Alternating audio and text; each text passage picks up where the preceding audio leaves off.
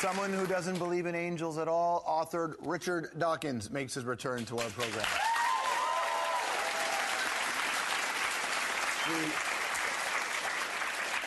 If you don't know who Richard Dawkins is, he's the most famous atheist in the world, and that he's inspired a lot of people. He's angered some. I do love the title he has, the Pope of Atheism. I'd put that on a card if I were the Pope of Atheism. He's been on the show before. He had written a book called The God Delusion, and we've all had the conversation about God or the Supreme Being or whatever it is that you want to believe in. You perhaps right now battle with it, the idea of a higher power.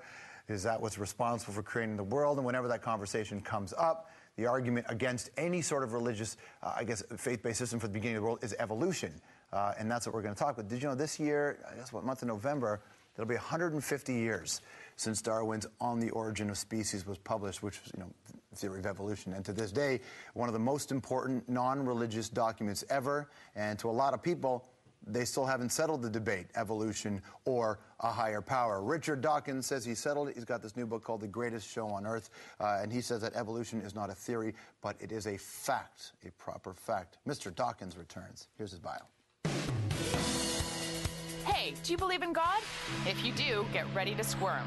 Or maybe scream, because your biggest nightmare is right here. Richard Dawkins, king of the atheists. The guy they call Darwin's Rottweiler. It is irrational to allow your life to be governed by something other than evidence. Darwinism does provide the answer to these profound questions. Spoken like a true scientist, which makes sense, because that's what Dawkins is. But do you know how he became one?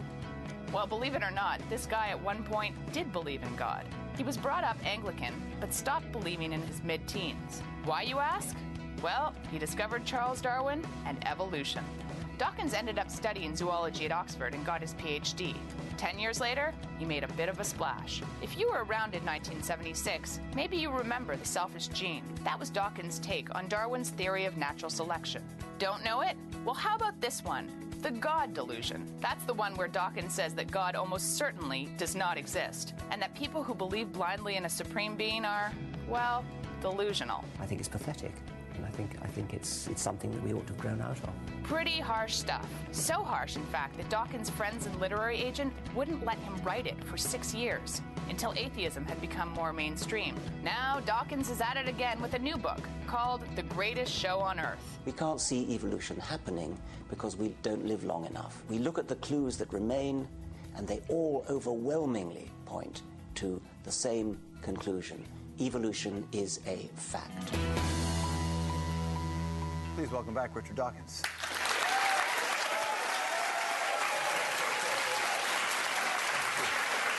How are you? Fine, thanks.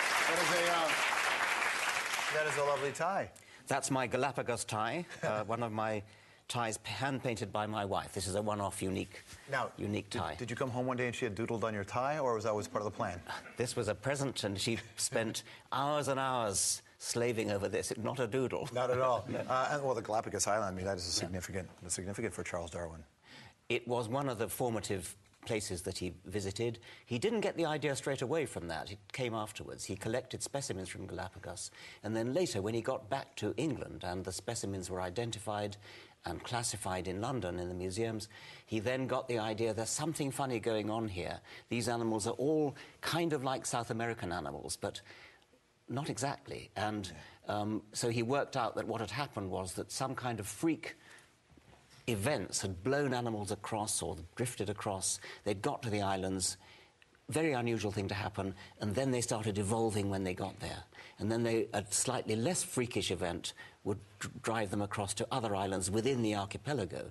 So within the archipelago, they're kind of much more similar than they are to the ones on the mainland.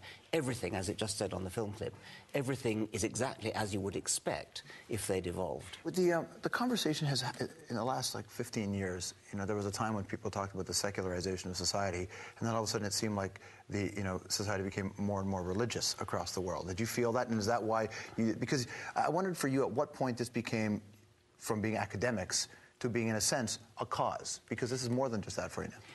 I don't know if it's right that the world has become more religious. Maybe we've noticed it more. I think in the United States it's become politicized, and there's a kind of divide between two cultures in the United States, and that's become very aggressive politically, and you saw it in the campaigns of George Bush and then the truly ludicrous campaign of Sarah Palin more more recently. So I think that in the United States there probably has been a kind of cultural, political move towards skepticism of this kind of science. But if you look at the polls, it hasn't changed over the last 15 years. More than 40% of the United States population has believed that the world is only less than 10,000 years old, which is ridiculous. There are a lot of, but those are the people who have the microphones, it appears. Some of those people. Yeah. Well, you've actually taken on some of the language of the Bill O'Reilly types by referring to people who deny evolution as history deniers, well, which I chuckled at when I read that. I didn't think that was Bill O'Reilly language. I mean, it's simply the literal truth. I mean, history deniers, they are denying history, just like Holocaust deniers are denying history. Yeah, you said that in the book, and I mean, obviously it's provocative language, and... Not to me it wasn't. It only occurred to me it was provocative after the book was published and people picked up on it. Yeah. And so you just look at it like there's enough evidence to support, as much evidence to support evolution as there was something like the Holocaust. Exactly. There's at least as much evidence to support evolution as to support the Holocaust. I had a guy that I know said, if you want proof that no higher power created humans, he said, look at the human shoulder. It's so poorly designed that there's just no way that a higher being would be that dumb as to get the shoulder wrong. I'm in pain in my right shoulder at the moment, and yeah. The thing though about it is that, can this book exist beside religious texts? Does it have to exist on top of religious texts? Because if you're right, and you have that science in your mind to prove this, then who cares what people believe?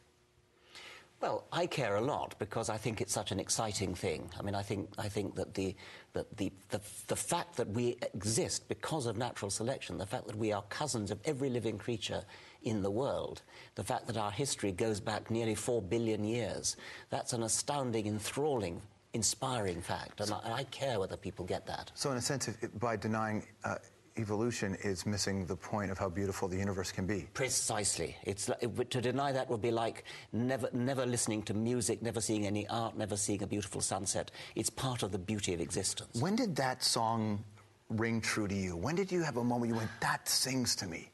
I guess about 16. But See, I read Jim Morrison. it till much later. I read the Jim Morrison book. What did you read at 16 that got you there?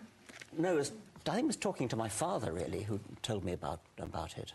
And a rather inspiring biology teacher as well. You sort of said, this is how beautiful evolution can be. No, they didn't use quite that language. No, I mean, I could have came to that later. As you take this book and these stories across Europe now, are you received differently after the God Delusion? Yes, I mean, I think that there are people who assume that this must be another atheistic book.